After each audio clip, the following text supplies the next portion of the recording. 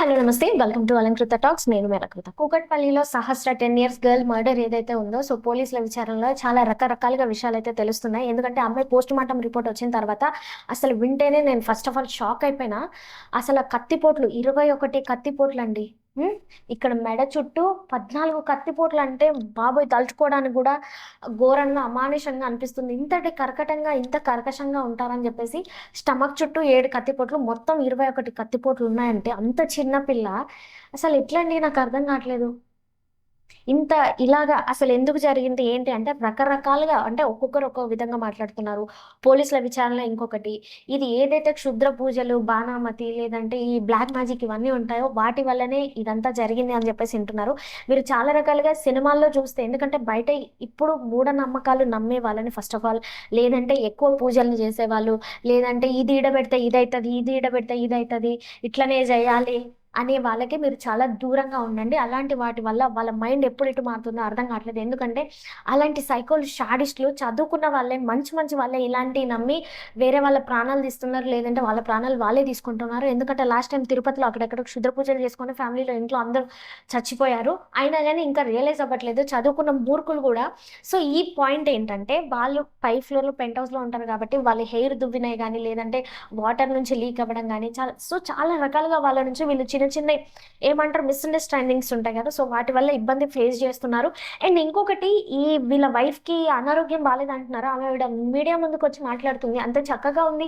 ఆవిడకి అనారోగ్యం బాగాలేకపోవడం ఏంటో ఇదొకటి పక్కన పెడితే, ఈ ఒరిస్సా కానీ బీహార్ మళ్ళీ మళ్ళీ చెప్పి చెప్పి విసుకొచ్చేస్తుంది. ఇటు సైడ్ ఉన్న వాళ్ళకి ఈ క్షుద్ర పూజలు, బాణామతి లేదంటే బ్లాక్ మ్యాజిక్లు ఇవన్నీ అంటే ఒక నమ్మకం అనమాట వీళ్ళందరికీ. అండ్ ఇంకొకటి, ఆ అమ్మాయి మెచ్యూర్ అయిపోయిన అమ్మాయి, ఐ మీన్ అంటే మెచ్యూర్ అయిందో కాలేదో తెలీదు. మెచ్యూర్ అయిపోయి ఫిజికల్గా ఎవరితో ఎఫైర్ లేని కన్య ఎవరైతే ఉంటారో, ఈవెన్ మెచ్యూర్ అవ్వకపోయినా కానీ వాళ్ళని బలిస్తే కూడా వీళ్ళకి ఏదో శక్తులు వస్తాయని, లేదంటే వాళ్ళని బలిస్తే మనకు మంచి జరుగుద్దని, లేదంటే వాళ్ళ కుటుంబం పాడైపోద్దని, ఈ ఏ క్షుద్ర పూజలు నేర్చుకునేటప్పుడు ఉపయోగపడిందని చాలా రకాలుగా మాట్లాడుకుంటారు. అలాగే జరిగి ఉండొచ్చు అని కూడా చెప్తున్నారు. అండ్ ఇంకొకటి, ఏదైతే నైఫ్ ఉందో అది ఇంతే ఉంటుందంట అండి. ఇంతే కసా పొడిస్తే బ్లడ్ బయటకు వచ్చేస్తుంది కదా, పెద్దది కూడా కాదు. సో ఆ బ్లడ్ తీసుకెళ్ళి వీళ్ళు ఏమైనా పూజకు వాడిర్రా లేదంటే ఎలా అనేది అర్థం కావట్లేదు. ఇంకా ఎవరెవరో ఈ కేసులో ట్విస్ట్ల మీద ట్విస్టులు అయితే వస్తూనే ఉన్నాయి. బట్ ఇంకొకటి నేను చెప్పేది ఏంటంటే, మన ఇంట్లో మన పిల్లల్ని కానీ మన మనుషుల్ని కానీ మనమే జాగ్రత్తగా పెట్టుకోవాలి. ఈ విషయం ఎందుకు చెప్తున్నా అంటే, ఇప్పుడు ఎవరు లేరని తెలుసుకొని పోయి అమ్మాయిని అటాక్ చేయడం అయితే జరిగిందనమాట. ఇప్పుడు ఎగ్జాంపుల్ నా మైండ్‌కి అనిపించింది ఏంటంటే, ఇప్పుడు మన ఇంట్లో పెద్దవాళ్ళు లేకపోతే, ఇప్పుడు అమ్మ పేరెంట్స్ వాళ్ళంటే ఎలాగో వాళ్ళ పనుల్లో వాళ్ళు వెళ్ళిపోతారు. ఇప్పుడు పెద్దవాళ్ళు, పెద్దమ్మలో లేకపోతే నానమ్మలో, తాతయ్యలు, అమ్మమ్మలో ఇలా చాలామంది ఉంటారు.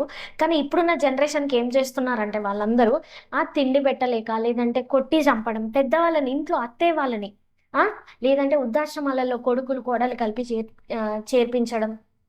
వీళ్ళ మెయింటెనెన్స్‌లు చాలకనో, లేదంటే వీళ్ళు సుఖంగా ఉండట్లేదనో, లేదంటే వేరే వాళ్ళు మనం ఎందుకు ఉండాలి అని జెప్పేసి. సో, ఇలాంటి వాటి వల్ల గూడా చాలానే జరుగుతున్నాయి. సో, ఇలాంటివి పెద్దవాళ్ళని ఇంట్లోంచి పంపించేయడం లాంటియి, వాళ్ళని హింసించడం లాంటివి చేస్తే ఒక తోడనేది ఇంట్లో ఉంటే పిల్లలకి సేఫ్టీ ఉంటది, మనకి సేఫ్టీ ఉంటది. అండ్ ఇంకొక పాయింట్ ఏంటంటే, ఎంతసేపటికి పొలిటికల్ వాళ్ళని, లేదంటే పోలీసులని వీళ్ళ వల్లే జరిగింది, మాకు సెక్యూరిటీ లేదు, సేఫ్టీ లేదు అంటారు. మెయిన్‌గా చూసుకోవాల్సింది ఏంటంటే, మన చుట్టూ ఎలాంటి మనుషులున్నారు, మనం ఎవరితో తిరుగుతున్నాం, మనం ఉన్న ఏరియా ఏంటి అనేది కూడా మస్ట్ అండ్ షుడ్ ఇంపార్టెంట్. ఎందుకంటే ఇప్పుడున్న కాలంలో మత్తు మందులు, గంజాయిలు, ఇప్పుడు పైకి మంచిగా కనిపించినా బ్యాక్ సైడ్ సైకోల్లా బిహేవ్ చేసే ఆడవాళ్ళైనా, మగవాళ్ళైనా చాలామంది ఉన్నారు. సో, పర్టిక్యులర్‌గా పట్టించుకోవాలి. ఒక చిన్న పిల్లలనే కాదు, పెద్దవాళ్ళైనా, చిన్నవాళ్ళైనా. ఎందుకంటే ఎవరిని ఎప్పుడు ఎక్కడ సింగిల్‌గా ఉండి అటాక్ చేస్తున్నారో ఎవరికీ అర్థం కావట్లేదు.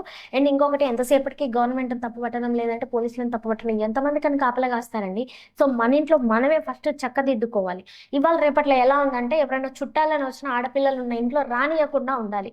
ఒకటికి 2 సార్లు క్రాస్ చెక్ చేసుకోవాలి ఎవరైనా సరే. ఇవాళ రేపట్లో ఎందుకంటే, రీసెంట్‌గా అక్కడ మల్లెపల్లి సైడ్ వాళ్ళ మామయ్య అని చెప్పేసి కార్‌లో హాలిడేస్‌కొస్తే తీసుకెళ్ళడానికి పంపిస్తే అమ్మాయిని రేప్ మర్డర్ చేసేసి చంపేశాడు. సో, అందుకే ఎవరిని నమ్మేటట్టు లేదు. సో, కాలం మారింది. మీరు కూడా అప్‌డేట్ అయ్యింది. అయ్యో! వీళ్ళనంటే ఏమనుకుంటారో, అమ్మో! వీళ్ళనంటే ఏమనుకుంటారో అని చెప్పేసి ఫస్ట్ ఆఫ్ ఆల్ మీరది మానేయండి. మీ ప్రాణాలను మీరు కాపాడుకోండి.